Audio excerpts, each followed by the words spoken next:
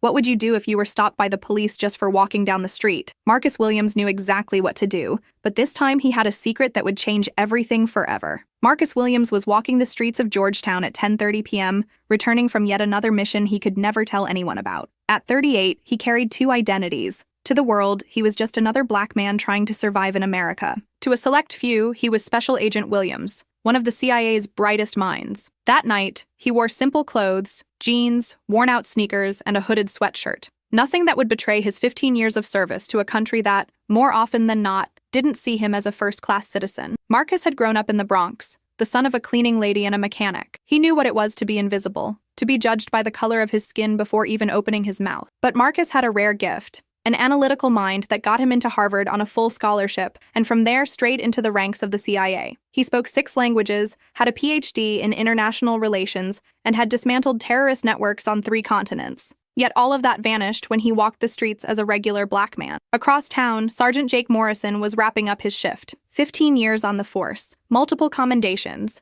but also a disciplinary record filled with complaints of excessive force. Morrison had grown up in a family of cops, where order meant control, and control meant automatic suspicion of anything that didn't fit his idea of normal. That night, Morrison was patrolling the upscale neighborhood when he saw Marcus walking. To him, the equation was simple. Black man plus hoodie plus rich neighborhood, suspicious. It didn't matter that Marcus had lived there for 5 years, paying rent with the salary he earned defending the country. To Morrison, he was just another threat to be neutralized. Marcus felt the eyes on him before he saw the patrol car. It was an instinct honed over decades, both as a black man and as a secret agent. He knew that in that moment, his expertise in hand-to-hand combat, his top-secret clearance, and his military commendations meant absolutely nothing. He was just another suspect. The patrol car slowed. Marcus kept walking at a normal pace, hands visible, no sudden movements. He had trained for life-or-death situations in hostile countries, but he knew the most dangerous situation of all was being a black man on an American street under the gaze of a cop who had already decided who you were. "Stop right there!" The voice cut through the night like a blade. Marcus stopped immediately, hands raised.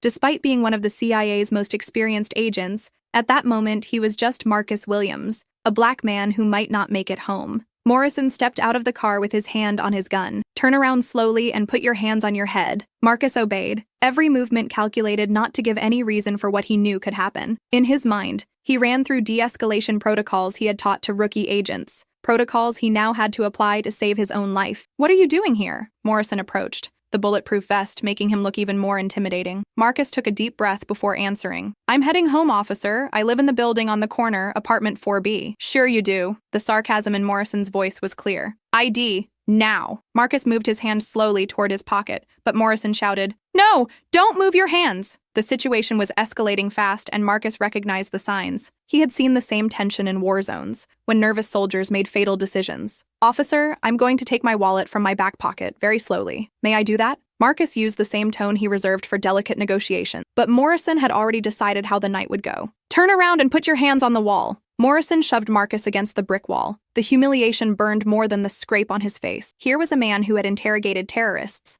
who had saved American lives on missions that would never make the news, being treated like a common criminal. The metal cuffs bit into Marcus's wrists. He had used handcuffs countless times in covert ops, but he never imagined what it would feel like to have cold steel cutting into his own skin. Morrison searched every pocket, finding the wallet, the keys, and something he didn't expect. "What's this?" Morrison held up the small electronic device Marcus always carried, a CIA encrypted communicator. To Morrison, it looked like a strange cell phone, but Marcus felt his heart race. That device contained classified information that could compromise international operations. "It's just a phone, officer." Marcus kept his voice calm but was calculating the risks internally. If Morrison decided to dig deeper, call for backup, or take the suspect to the station, the consequences would be disastrous, not just for him, but for national security. Morrison examined Marcus's wallet. Platinum credit card, spotless driver's license, card from an expensive gym. Everything suggested the man was telling the truth about living in the neighborhood, but Morrison had gone too far to back down now. His reputation was at stake, and admitting his mistake meant admitting he had handcuffed an innocent citizen out of pure bias.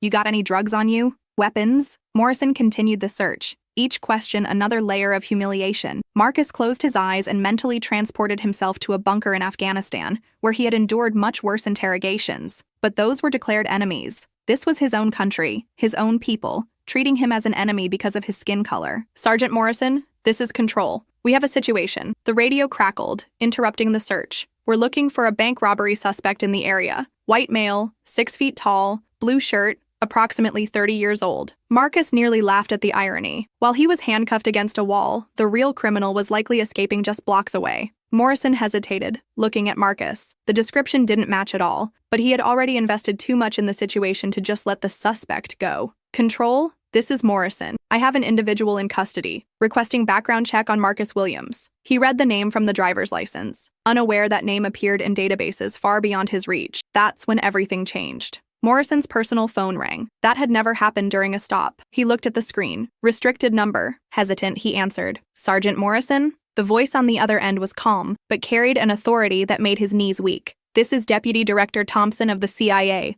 Are you currently detaining Special Agent Marcus Williams?" Morrison's world collapsed in that moment. CIA? Special Agent? He looked at Marcus, still motionless against the wall, and felt the blood drain from his face. I didn't know, sir. He was just," Morrison stammered, searching for an explanation that wouldn't make him sound like a complete fool. "Sergeant, you have exactly 30 seconds to remove the cuffs from Agent Williams and step away. This matter is now under federal jurisdiction." The line went dead. Marcus had heard the entire call. For years, he had kept his identity secret precisely to avoid situations like this. But that night, the very system he served had reached him through a phone call that would change everything. Morrison approached with trembling hands to remove the cuffs. I didn't know. You have to understand, I was just doing my job." The excuse sounded pathetic even to him. Marcus turned slowly, rubbing the red marks left by the cuffs. His eyes met Morrison's, and for a moment, the officer saw something that terrified him. Not anger, not a thirst for revenge, but a cold calculation that only men accustomed to life-or-death situations possess. "Your job?" Marcus spoke for the first time since being cuffed. His voice was low, controlled, but carried an authority Morrison had never encountered. "Your job is to protect and serve." When did handcuffing a man for walking down his own street become part of the job? Morrison tried to respond, but no words came. He had handcuffed dozens of black men throughout his career, always justifying it as reasonable suspicion or suspicious behavior. But now, for the first time, he was face to face with the consequences of his prejudice. "Agent Williams," Morrison tried using the title as if that could undo the last 20 minutes. "I didn't know that I was important," Marcus finished the sentence. "Or that I was innocent, because one has nothing to do with the other, Sergeant Morrison." He took his wallet and communicator from the officer's hand. "You didn't cuff me because I was suspicious. You cuffed me because I'm black." The second twist came as Marcus continued. "And you know what's even sadder? I spend my life defending a country that treats me like the enemy. I've saved more American lives than you could ever imagine, but none of that matters when I'm walking the streets of my own city." A second patrol car arrived at the scene, but this time it wasn't from the local police. 2 men in dark suits stepped out of a black SUV, their movements precise and professional. Morrison recognized it immediately. "Feds." "Agent Williams," one of them approached respectfully. "The director needs to speak with you, urgently." Marcus nodded, but before leaving, he turned to Morrison one last time. "Sergeant, may I ask you a question?" Morrison nodded, still trying to process what had just happened. "How many Marcus Williams have you handcuffed throughout your career? How many innocent men have you humiliated because you assumed they were guilty before even knowing them?" The question cut deep. Morrison knew the answer but couldn't bring himself to say it. Dozens, maybe hundreds. Men who went home humiliated, who told their families how they were treated like criminals simply for existing. Morrison tried to explain, but Marcus raised his hand. "You don't need to answer now, but I want you to think about something. I am the exact same person I was an hour ago. The only difference is that now you know I'm important to the government, but I was already important before that. Important to my family, to my community, to myself." Marcus stepped closer, his voice low but piercing. "I dedicated my life to protecting this country. I've spent years on secret missions, away from my family, risking my life to keep Americans safe, and when I come home, I'm treated like a threat for walking down my own street." Morrison felt something he hadn't experienced in years, genuine shame, not just for the mistake that night, but for all the mistakes he had made throughout his career, masked as standard procedure. "Agent Williams," he murmured, How can I make this right?" Marcus stopped and looked at him for a long moment. "You really want to know?" Morrison nodded. "Start by questioning your own assumptions. The next time you see a black man walking down the street, ask yourself, what actually makes him suspicious? The color of his skin or something he's doing?" The federal agent stepped closer again. "Sir, we really need to go." Marcus nodded, but continued his conversation with Morrison. "You know the irony in all of this, Sergeant? I've spent years infiltrating terrorist organizations, pretending to be people I wasn't,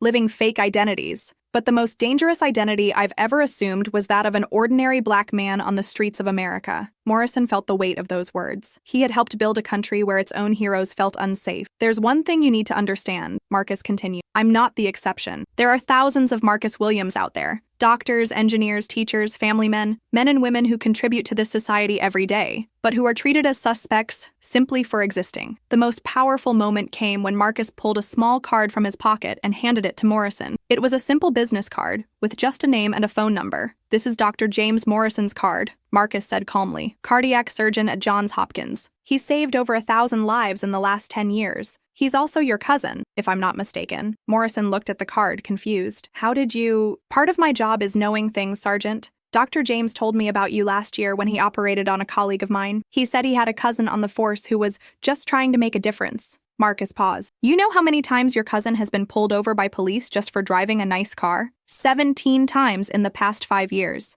Morrison stood in shock. His cousin, one of the most respected men he knew, went through the same humiliations he himself inflicted on others daily. Agent Williams, came the voice of one of the feds. We need to go. Critical situation. Marcus nodded, knowing his double life was calling once again. But before leaving, he did something that would change Morrison forever. Sergeant, may I give you some advice? Morrison nodded, still reeling from the revelation about his cousin. You have a choice to make. You can keep being part of the problem, or you can start being part of the solution. Marcus extended his hand to Morrison. I don't hold a grudge for what happened tonight. Not because you deserve forgiveness, but because holding on to hate only perpetuates the cycle. But I hope you learned something from this. Morrison shook his hand hesitantly, feeling like he was touching someone infinitely greater than he had imagined. I'll try to be better. Don't try. Be. Marcus turned to leave, but stopped once more. And Sergeant, next time you stop someone, remember that you might be looking at someone who dedicates his life to protecting the same country you both swore to serve. Marcus got into the federal SUV, but rolled down the window for one last word. My report on this incident won't mention abuse of authority or racial discrimination, but that doesn't mean it didn't happen. It means I'm giving you a second chance to be the officer your cousin thinks you are. The car drove off, leaving Morrison alone on the street with nothing but his own reflections. For the first time in 15 years on the force, he questioned not just what he had done, but who he had become. In the days that followed, Morrison began to see the world differently. Every encounter reminded him of Marcus's words. Every black man he saw on the street made him think, who is this person really? What story does he carry? 3 weeks later, Morrison enrolled in a racial awareness course offered by the department, something he had always mocked. 6 months later, he was leading discussions on unconscious bias for new recruits. Marcus never knew the impact he had that night. He continued his secret missions, protecting a country still struggling to recognize his humanity. But he had planted a seed of change in the heart of a man who, in turn, would change others. The real transformation didn't come with grand gestures or fiery speeches. It happened in a moment of silence, when a man looked in the mirror and didn't like what he saw. When Morrison realized he had spent years being exactly the kind of person his cousin feared encountering on the streets. The story of Marcus Williams and Jake Morrison became a quiet whisper that spread through the police department. Not officially, but from veteran to rookie, from shift to shift. The story of the cop who handcuffed a hero and discovered the real criminal was the prejudice he carried in his heart. Marcus Williams remained invisible to the world, like all the anonymous heroes who protect our society. But to Morrison, he became unforgettable. The man who taught him that dignity doesn't need a badge and that humanity has no color. And you? How many Marcus Williams have passed through your life without you really seeing them? How many times have you judged someone by appearance, missing the chance to meet the extraordinary person right in front of you? If this story touched your heart, leave a like, subscribe to the channel, and watch the next video that's appearing on your screen now. Because every story of transformation deserves to be told, and every person deserves to be seen for who they truly are.